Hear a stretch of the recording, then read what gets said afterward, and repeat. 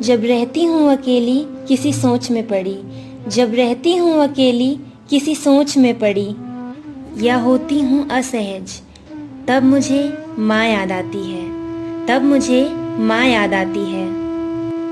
सोचती हूँ अपने बचपन के प्यारे प्यारे किस्सों को, सोचती हूँ अपने बचपन के प्यारे प्यारे किस्सों को, उन छोटे छोटे और जीवन के चंद हिस्सों को, उन छोटे छोटे और जीवन के चंद हिस्सों को।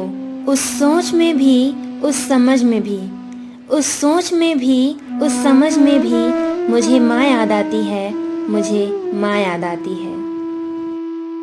उसने मुझे चलना सिखाया, उसने मुझे चलना सिखाया और आगे बढ़ना भी। वो चाहती थी मुझे बड़ा बनाना, वो चाहती थी मुझे बड़ा बनाना और छोटों को समझना भी।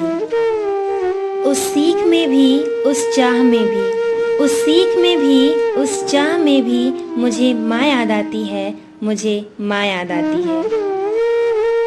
धूप की तपिश में, धूप की तपिश में उसने आंचल में छिपाया था, धूप की तपिश में उसने आंचल में छिपाया था, मेरे आंसुओं से भीगे चेहरे को अपनी मुस्कुराहट से बहलाया था, मेरे आंसुओं से भीगे चेहरे को अपनी मुस्कुराहट से बहलाया था।